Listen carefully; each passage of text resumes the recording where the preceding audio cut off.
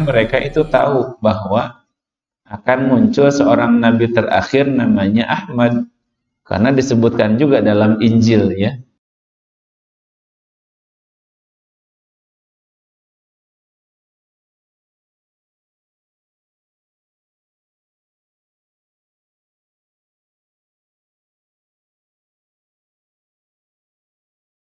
Bismillahirrahmanirrahim. Warahmatullahi wabarakatuh.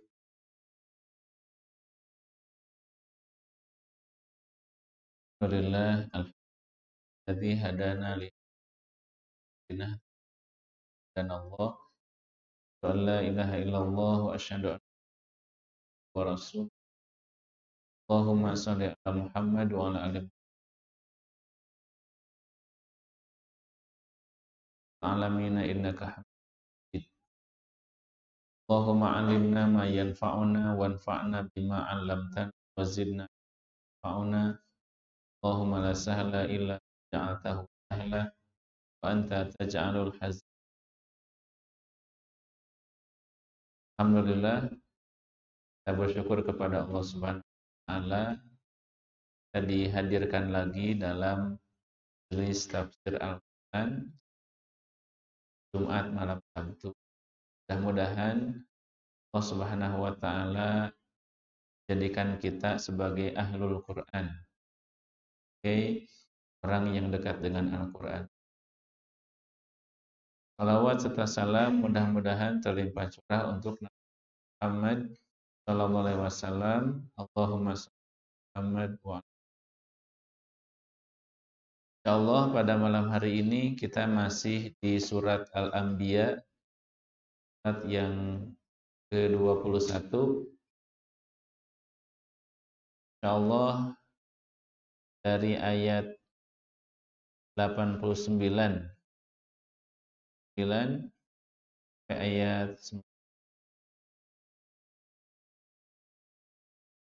Kita baca dulu, tapi kita ulangi ya dari kisah Nabi Yunus alaihissalam dari ayat 87. Jadi kita baca ayat 87 sampai dengan ayat 91. 87 sampai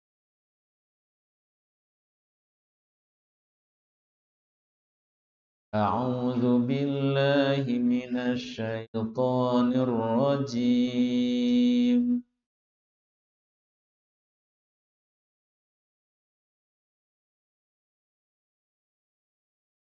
Bismillahirrahmanirrahim.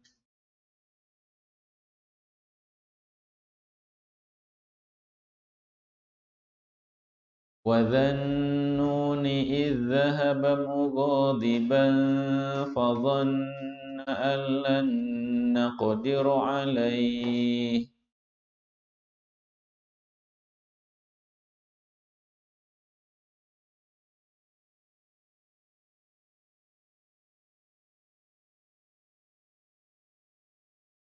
فَنَادَىٰ فِي الظُّلُمَاتِ أَن لَّا إِلَٰهَ إِلَّا أَنتَ سُبْحَانَكَ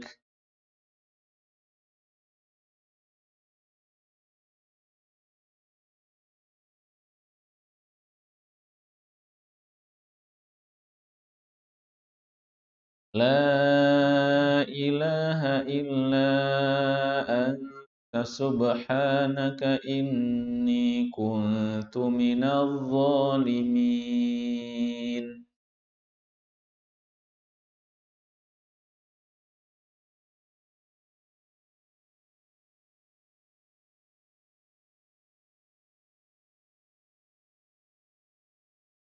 فَاسْتَجَبْنَا لَهُ وَنَجَّيْنَاهُ مِنَ الْغَمِّ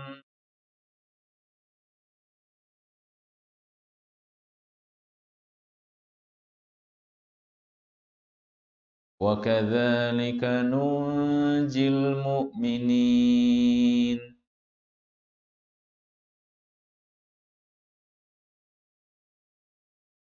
وزكريا إذ نادى ربه رب لا تذرني فردا وأنت خير الوارثين.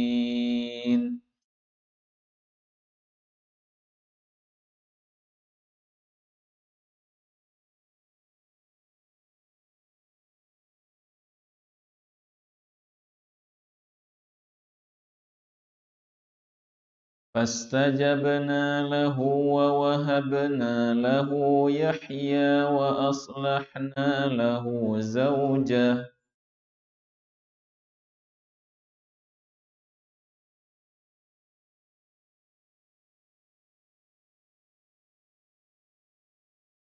إنهم كانوا يسارعون في الخيرات ويدعوننا رغبا ورهبا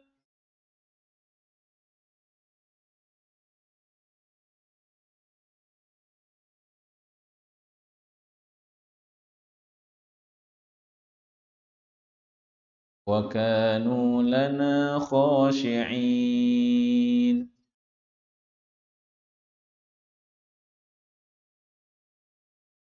والتي أحصنت فرجها فنفخنا فيها من روحنا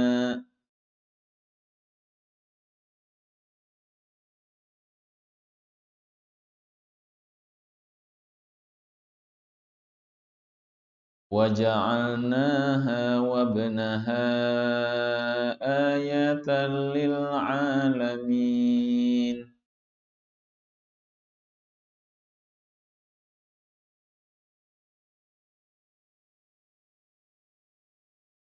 Allah.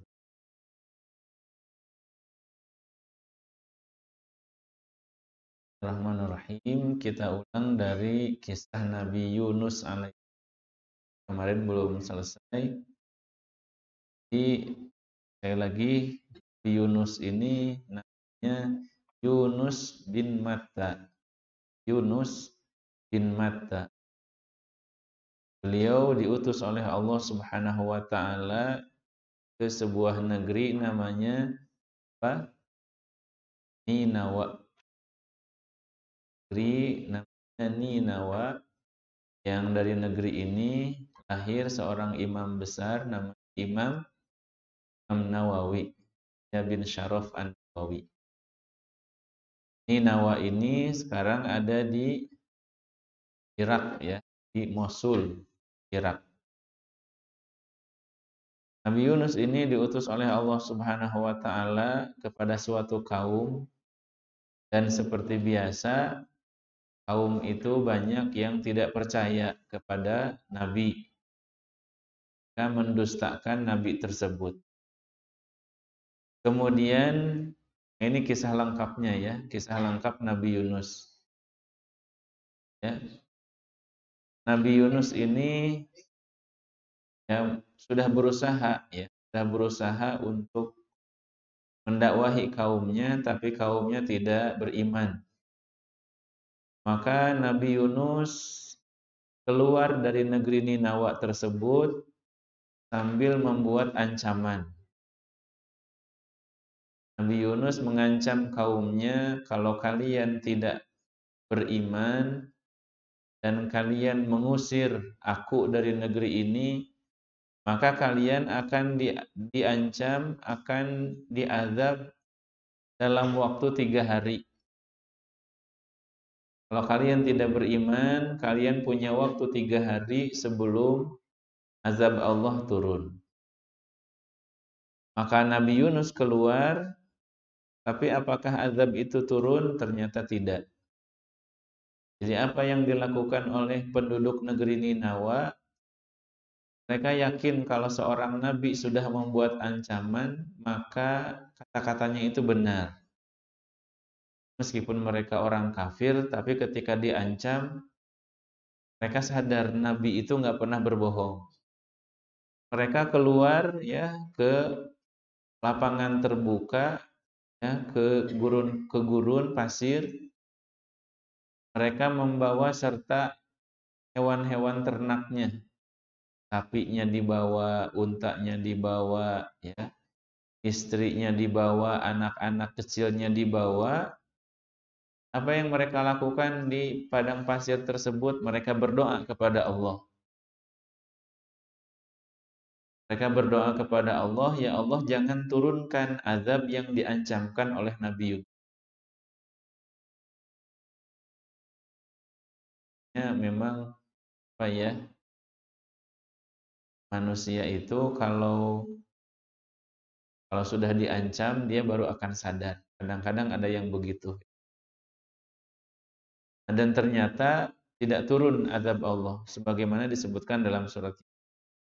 Azab Allah tidak turun karena penduduk negeri Ninawanya itu berdoa kepada Allah. Nah, kemudian Nabi Yunus sebagaimana kemarin disampaikan, Nabi Yunus setelah pergi dari Ninawa, dia numpang, ya, naik kapal laut. Namun kapal laut tersebut kepenuhan sehingga mereka mengundi. So, daripada semuanya tenggelam, maka mereka diundi. Yang keluar namanya dia harus ditenggelamkan, diceburkan ke laut. Itu kesepakatannya. Diundilah, satu kali diundi keluar nama Nabi Yunus. Dia Nabi Yunus orang yang soleh. Masa Nabi Yunus yang ditenggelamkan, diulangi lagi undiannya. Keluar lagi nama Nabi Yunus sampai 3 kali. Ini bukan main-main, ini berarti ada sesuatu. Akhirnya Nabi Yunus, ya,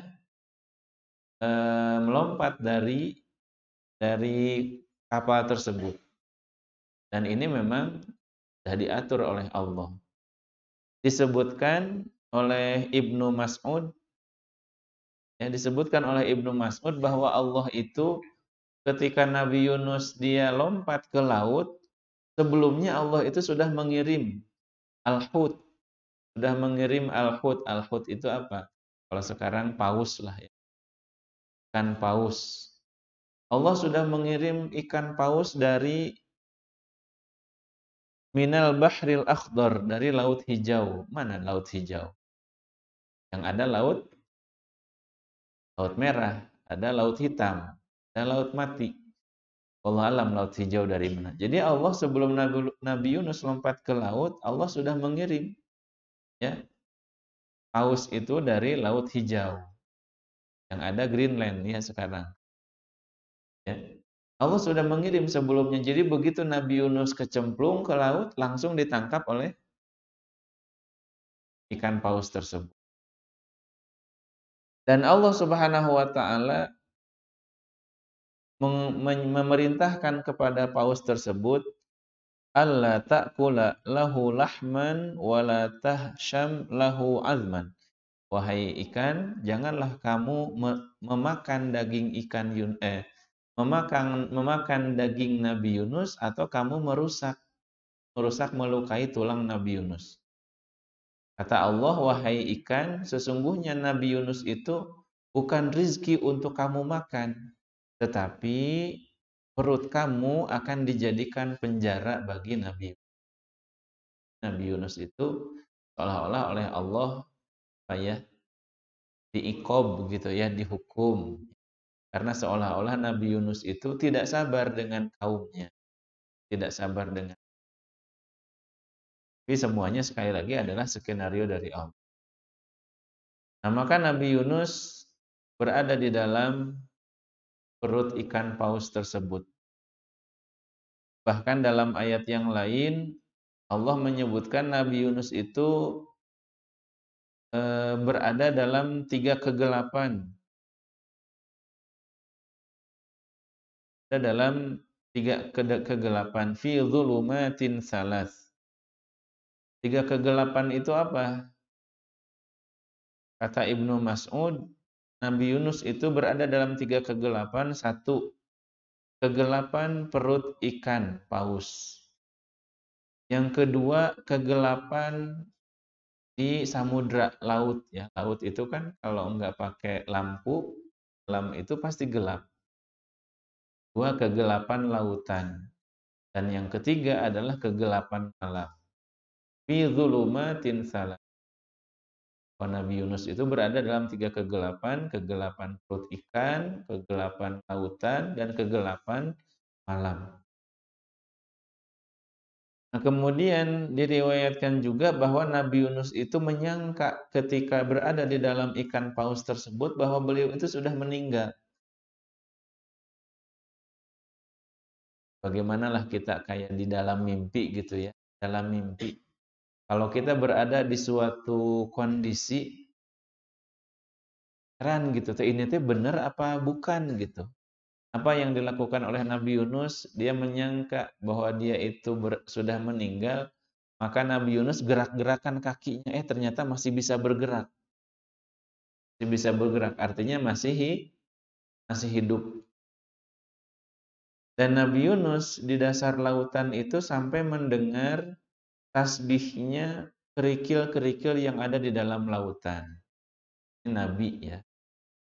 Mendengar kerikil-kerikil batu-batu di dalam dasar lautan itu bertasbih. Maka Nabi Yunus ya, langsung Nabi Yunus juga berdoa, bertasbih. Apa doa Nabi Yunus? La ilaha illa anta subhanaka inni kuntu minadh dhalimin. Tidak ada Tuhan selain Engkau ya Allah, Maha suci Engkau. Sungguhnya aku termasuk sebelum ini termasuk orang yang zalim. Ini doa kita taubat kepada Allah. Sama seperti misalnya kita mengucapkan doa Rabbana dzalamna anfusana wa illam taghfir lana wa tarhamna lanakunanna minal khasirin. Ini sebenarnya bukan doa ya, tapi ini sebuah pengakuan, sebuah iktiraf, pengakuan dari kita kepada Allah bahwa kita itu banyak dosa. Rabbana ya Allah dzalamna anfusana. Kami telah menzalimi diri kami sendiri. Wa illam taghfir lana, dan kalau Engkau tidak mengampuni kami, lanakunanna minal khasirin. Kami akan termasuk orang yang rugi. Dan Nabi Yunus juga saat itu ya mengatakan kepada Allah, Ya Rabbi ittakhadtu laka masjidan fi maudhi'in lam yablughu ahadun minanna. Berdoa Nabi Yunus berkata kepada Allah, Ya Allah, sesungguhnya sekarang aku menjadikan masjid, menjadikan tempat sujud di suatu tempat yang belum pernah dilakukan oleh manusia seorang pun. Artinya Nabi Yunus adalah orang pertama yang bersujud kepada Allah di dasar lautan di dalam perut ikan. Barangkali hanya satu-satunya. Kalau sekarang dapat apa berarti? Dapat rekor ya. Rekor muri ya. Dapat rekor muri ya. Mecahkan rekor. Satu-satunya orang yang bisa sujud di dasar lautan di dalam perut ikan. Tidak saat itu ada.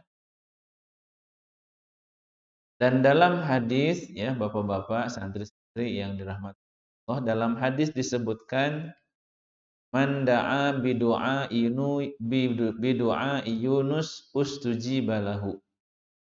Barang siapa yang berdoa dengan doa Nabi Yunus, niscaya dia akan diijabah. Barang siapa yang berdoa dengan doa Nabi Yunus, dia akan diijabah. Jadi kalau doa kita ingin diijabah, ya maka sertakan ya, doa Nabi Yunus ini.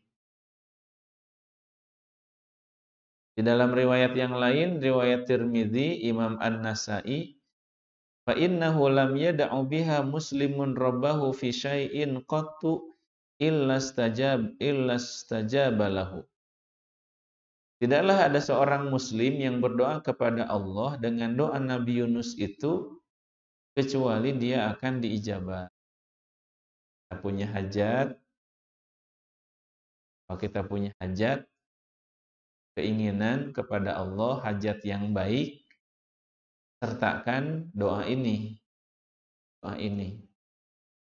La ilaha illa anta subhanaka inni kuntu minadh dhalimin. Kemudian kata Allah apa dalam ayat berikutnya?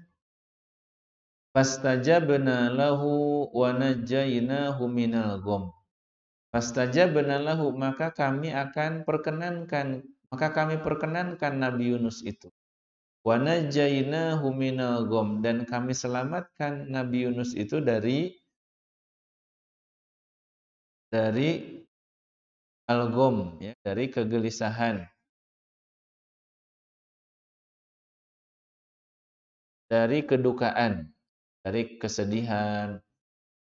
Artinya Nabi Yunus dalam hal ini berarti beliau termasuk menyesal kenapa meninggalkan kaumnya, ya. Beliau menyadari kesalahan itu. Dan seharusnya kita juga begitu. Taubat itu harus disertai dengan apa kemarin? Penyesalan, sedih, menyesal, ya. Menyesal atas apa yang dilakukan. Kalau orang taubat, beristighfar dari sebuah kesalahan, tapi dalam hatinya tidak ada sedih, tidak menyesal, ya tidak disebut taubat. Fastajabna lahu wa najainahu minal gham wa kadzalika nunjil mu'minin. Dan demikianlah kami menyelamatkan orang-orang yang beriman. Wa kadzalika nunjil mu'minin. Artinya Allah Subhanahu wa taala akan menyelamatkan juga bukan saja Nabi Yunus, tapi semua orang yang beriman yang menyesali ya dosa-dosanya. Wa kadzalika nunjil mu'min.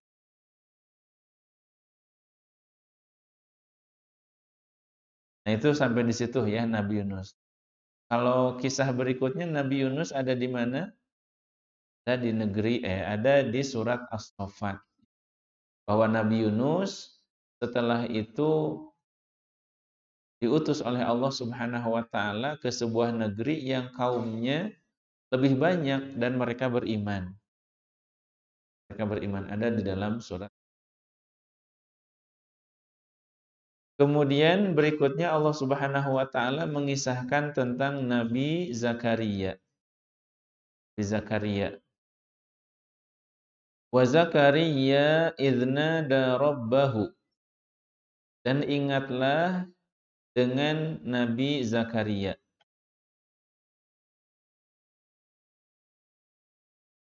Ya, Nabi Zakaria ini kisahnya ada di surat Al-Anbiya ini, berada di surat Toha, surat Maryam, dan surat Ali Imran.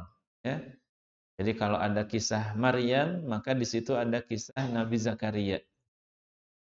Ada kisah Nabi Zakaria, ada kisah Maryam. Karena itu keluarga ya, keluarga Imran ya, keluarga Imran. Ada Zakaria, ada Maryam. Dan dari dua kisah ini ada pelajaran. Wa Zakaria idznada rabbahu, dan ingatlah dengan Nabi Zakaria. Idznada rabbahu, ketika beliau berdoa ya, bermunajat, menyeru kepada Allah. Apa doa Nabi Zakaria? Rabbi la tadharni farda wa anta khairul warithi. Ya Allah, janganlah engkau tinggalkan aku sendirian. Maksudnya sendirian di sini apa? Sendirian di sini gimana? Tidak punya anak. Jadi Nabi Zakaria itu sudah sepuh, istrinya juga sudah tua, tapi belum punya anak. Di awal surat Maryam juga begitu, ya. Kisah Nabi Zakaria. Dan dulu ketika kita membahas surat Maryam, bahwa Nabi Zakaria beliau meminta anak keturunan kepada Allah itu tujuannya apa? Ya, kalau orang misalnya kalau sekarang tidak punya anak, yang dikhawatirkan apa? Ya, dia punya perusahaan, Dia punya harta banyak, tapi anak nggak punya. Jatuhnya ke siapa? Ya ke saudara gitu ya. Kan yang paling indah itu kalau orang tua punya apa-apa gitu ya, punya harta, punya ini itu diwariskan ke anak. Itu yang paling diinginkan. Nah, tapi Nabi Nabi Zakaria bukan masalah itu.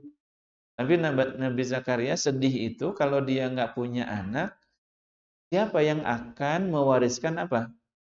Kenabian, siapa yang akan meneruskan dakwahnya, siapa yang akan meneruskan membimbing umatnya, itu bukan masalah harta. Dan dalam hadis disebutkan bahwa para nabi itu tidak mewarisi harta. Ya, kata Nabi SAW, para nabi itu tidak mewarisi dinar dan dirham.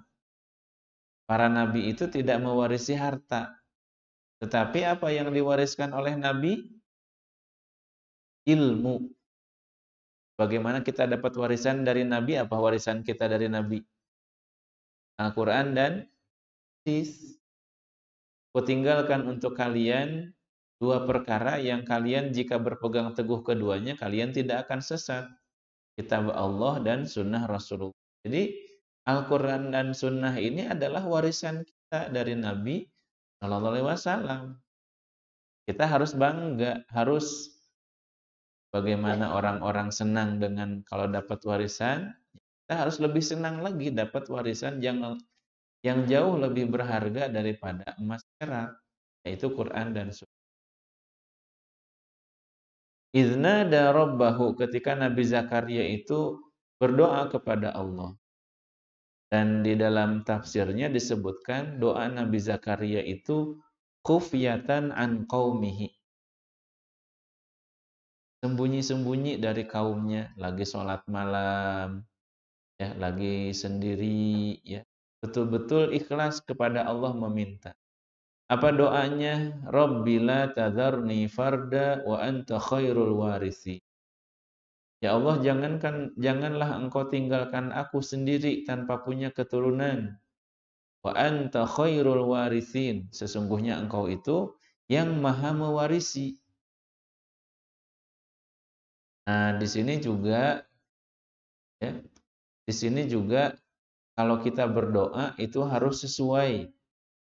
Kalau kita minta rezeki kepada Allah, maka kita sebut Allah Maha Allah apa yang memberi rezeki? Ar-Razzaq, ya. Kalau kita minta ilmu kepada Allah, ya Alim, ya. Kalau kita meminta kepada Allah kekuatan, ya Qawiyyu, ya Qawiyyu.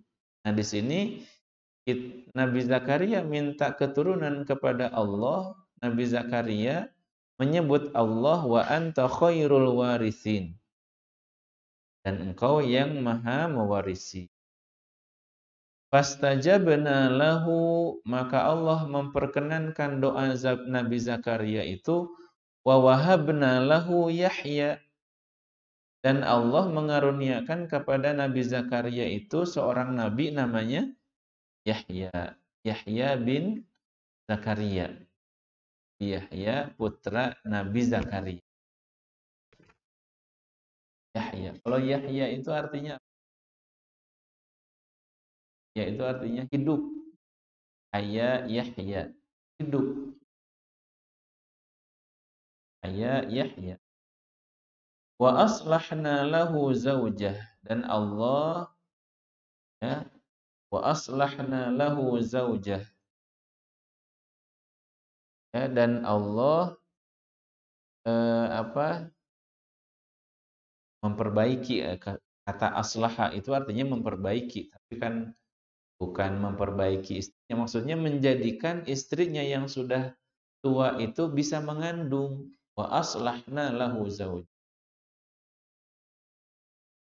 Innahum kanu yusari'una fil khairati.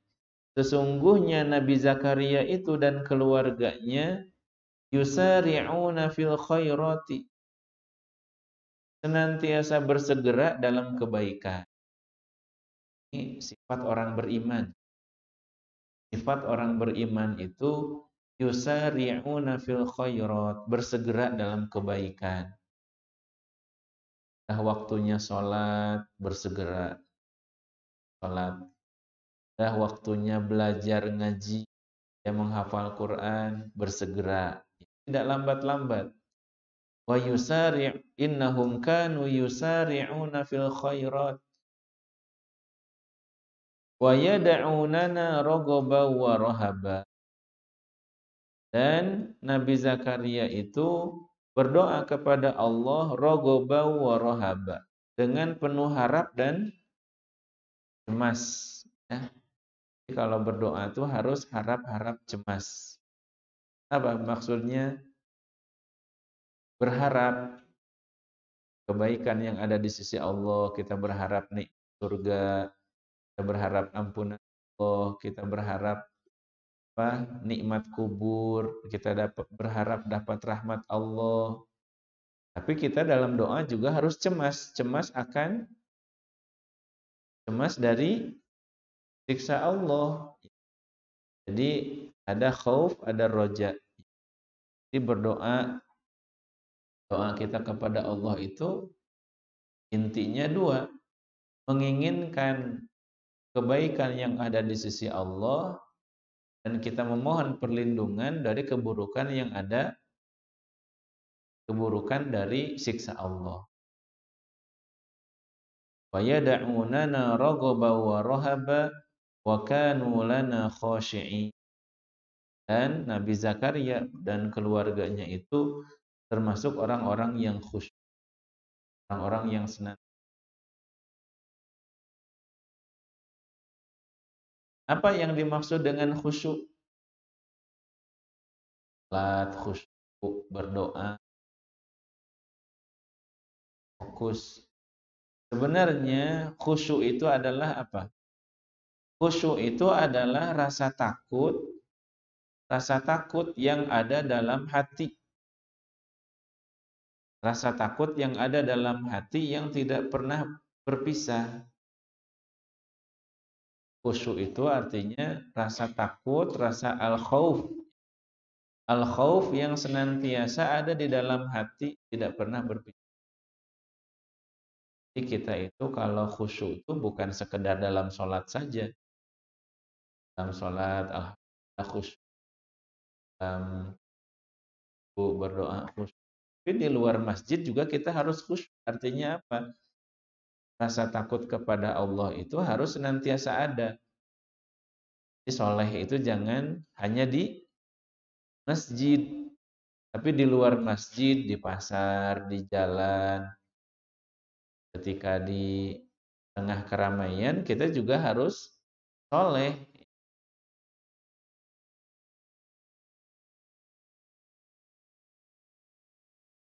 Nah, ya, kita cukupkan dulu sampai di sini, baru sampai ayat 90.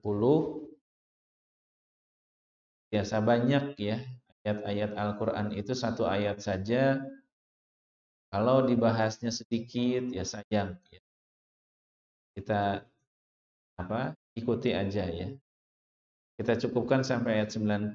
Mudah-mudahan kita bisa lanjut di pertemuan. Assalamualaikum warahmatullahi wabarakatuh.